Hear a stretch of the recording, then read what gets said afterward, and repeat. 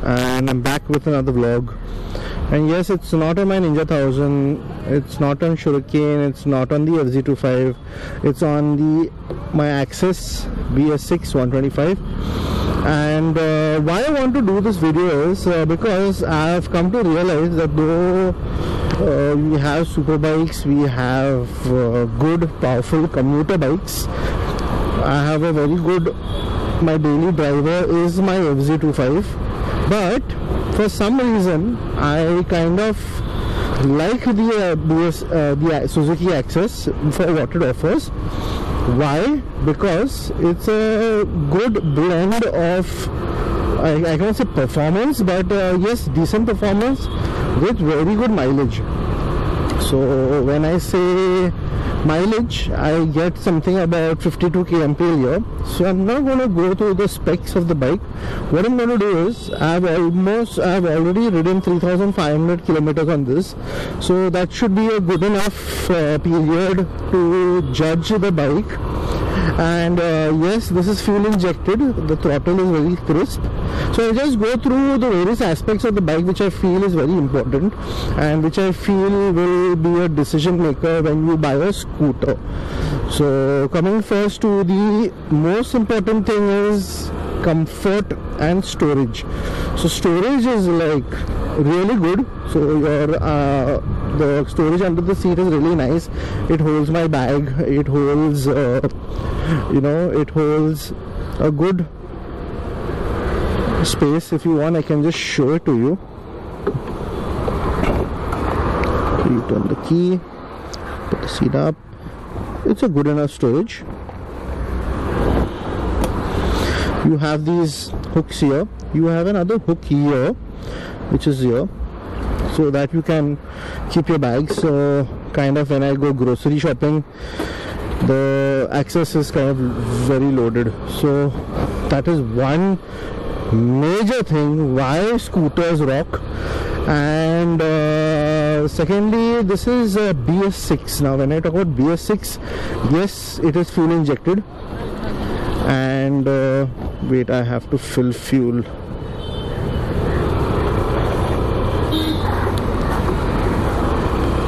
What is he telling me to do? Okay. He's telling me to fill your... Oh. So just let me fill fuel and I'll be back.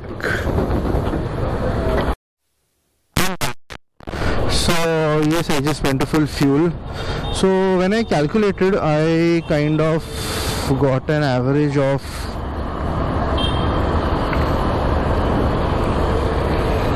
48, which is good. It is very decent.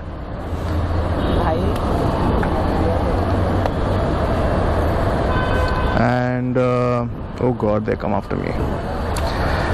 And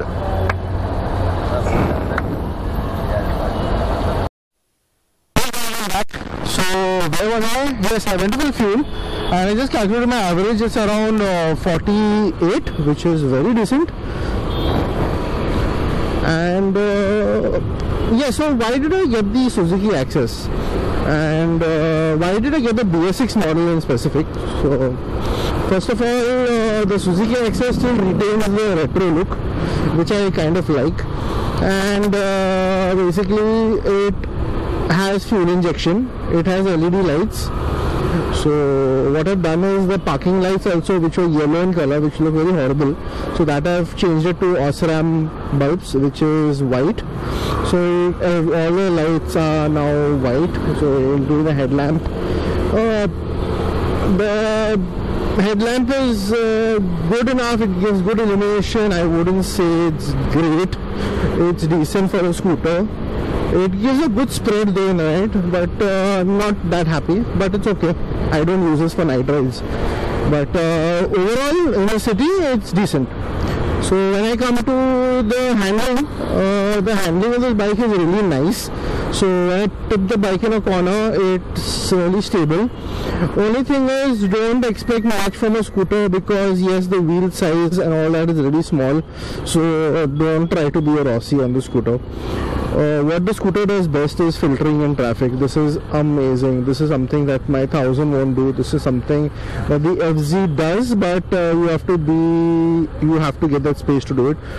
In terms of the gadgetry you get on this, the front disc brake, and that's it has a combined braking system.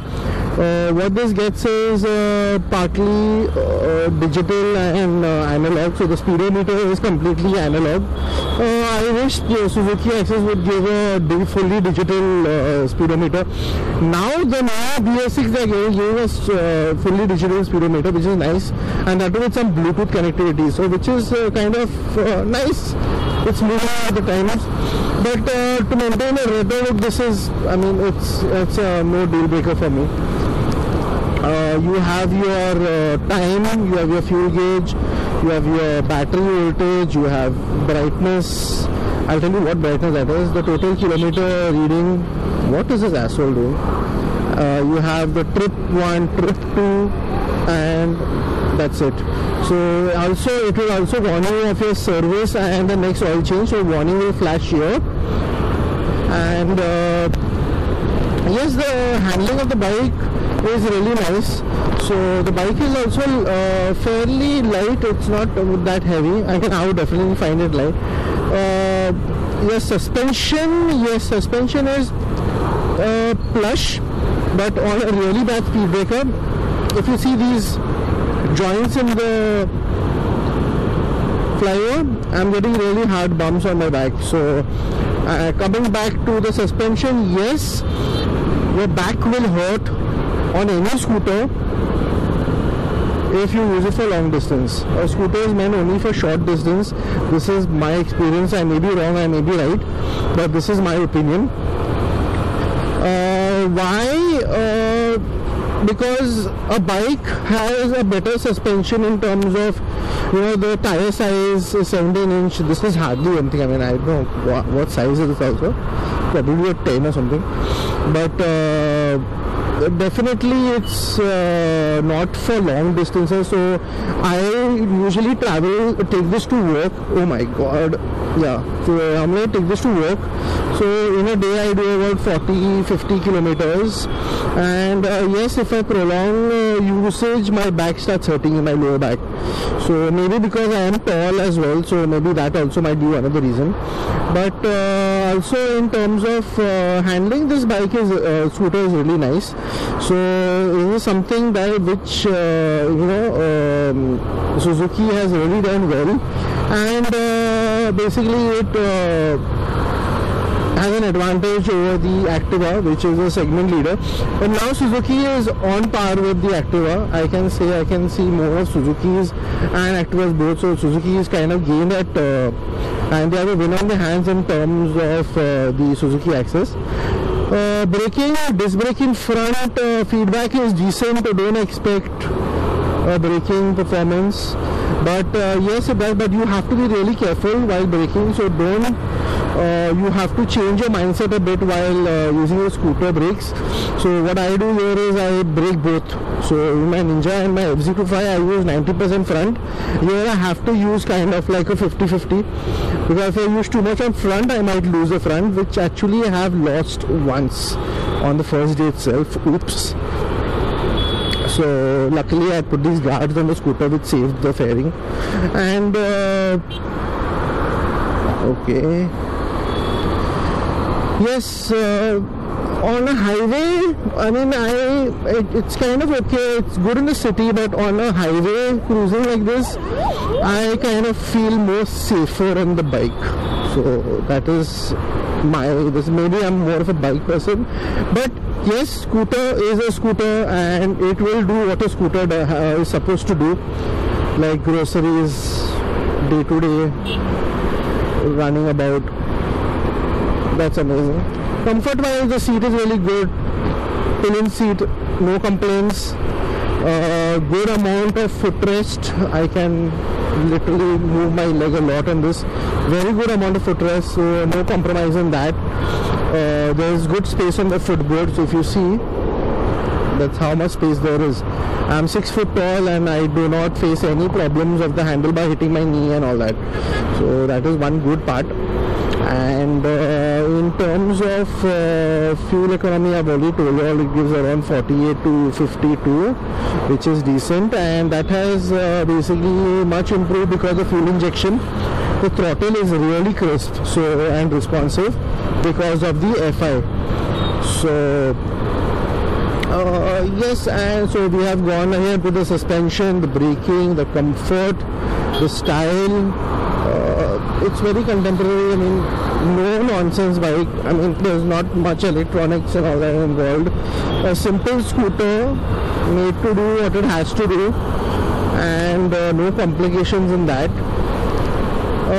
What I don't like is, yes, I've told you that prolonged rides you tend to get a lot of backache. The suspension being too stiff. Now you see this? Oh fuck! That's what happens. So the suspension is a bit stiff. So on bad roads you will get a lot of jerks. So you just experience that live. And overall it's a very good package. So I would give the scooter on a 10. I would give it about an 8 or a 7 or 8. In terms of braking, I would give it like a 7. I would like ABS in this scooter.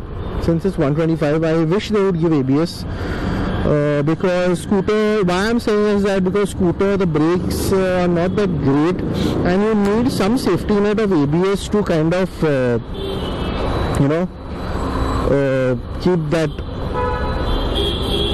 keep you from kissing the ground. That is one thing. And no complaints in terms of comfort, no complaints in terms of engine refinement.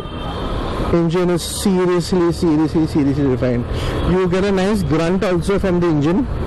It's not that silent also, but you won't get something like how an M-Top gives you, which is a very throaty exhaust. This is kind of like more of a scooterish kind of exhaust, so it's decent. I mean, I don't know. Ground clearance is really nice. So speed breakers, big speed breakers, I haven't scraped the ground at all. I haven't. It doesn't bottom out, so that's nice. Suspension, as I told you, it is stiff, and you get telescopic forks in front, so that's why the handling is really better. I wish the suspension was a little more supple, but maybe Suzuki might do something. Apart from that, you get tubeless tires. Tubeless tires are a standard on this. So this is a variant which is just one below the deluxe variant. I didn't like the deluxe variant because too much of chrome. So I'm not a chrome person. So I did not want to buy that one. And I didn't like the color. I love this blue. So this. And coming back to something that I want to discuss, this is something, if you see, non-stop my speedometer is glowing blue and green and turquoise blue and all that shit. But that is something that will actually tell you that whether you're riding in the eco mode. So when I'm riding in the eco mode, it will turn green. So which is right now. So if you see, I'm riding in the range of 40 to 50, so that's when it turns green. So that's the most economical mode. The moment I accelerate to around 50, 40, 50 plus, it turns blue and stays blue. But the moment I decelerate and the bike knows that there's no input, it turns green, because of course if you have your bikes, I don't have a real-time mileage counter, but there's definitely, this kind of helps me to know that what mode I'm riding. Though it's not much of a deal breaker, it's kind of like a gimmick, but it's there. It kind of looks funky in the night, so that is something nice. And yes, a short overview of my BS6 Access, and why you should take this bike is: 1 is the mileage, 2 is the handling, 3 is the storage space, 4 is the comfort that you get. Though again I tell you, long rides avoid. It depends upon person to person. Some people might lay Ladakh on this, but I cannot do that. So yes, it's really good. And if at all you have any queries or any comments, do let me know in the comment section below on what you feel on what I've said. And in case any queries you have, in case you want to buy the scooter, do let me know, because I feel that every house should have one scooter at least. If at all you already have a bike and you're looking for something that for day-to-day grind or something like that, definitely a scooter is recommended. So do let me know in the comment section below, guys, and take care, stay safe, ride hard, ride safe, wear a helmet, wear a mask, and take care. Oops.